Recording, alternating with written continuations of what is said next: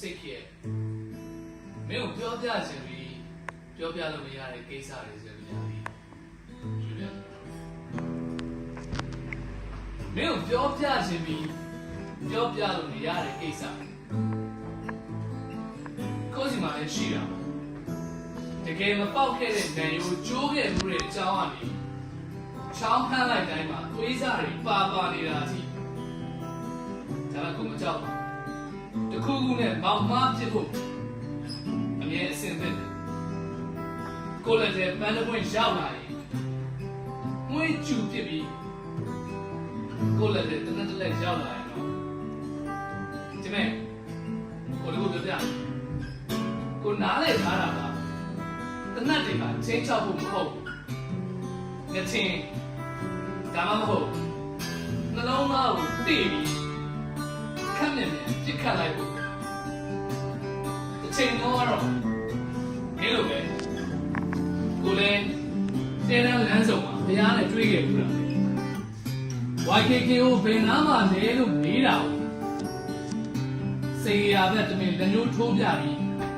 ညွှန်ပြခဲ့ဘူးလားချစ်လိုက်ပြီဆိုတာနဲ့ကိုတို့ရဲ့ wiring တွေကအနည်းနဲ့အများကြောင်ကြတယ်92နဲ့95မှာထည့်ကြပြီလေဒါပေမဲ့စိတ်မပူပါနဲ့အဓိကကိုတက်စတာနဲ့မင်းကိုထောက်ကြည့်လိုက်တိုင်းမှာမီးလင်းပင်လယ်သမားကြီးကိုချစ်ပြီးတော့သူ့ရဲ့ဂျိတ်ကောက်လက်ကြီးကိုတော့ကြောက်မနေမိဘူးရှောင်းနေတယ်များတော့လမ်းရှိနေတော့မှကိုမှသာစကားပြောဖို့အင်အားရှိသေးရင်မူရာကာမီရဲ့ဝတ္ထုတစ်ပုဒ်ထဲရတယ်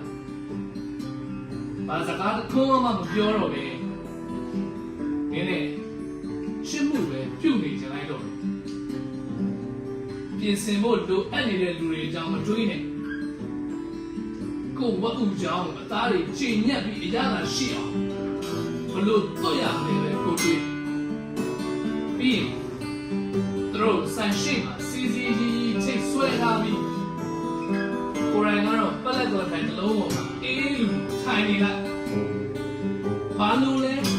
ဘာရှာလဲဘယ်တော့မှထွက်မမေးနဲ့ဘသူကမှမင်းကိုမလိုအပ်ဘူးမင်းကဘသူ့ကိုမှမလိုအပ်သေးဘူး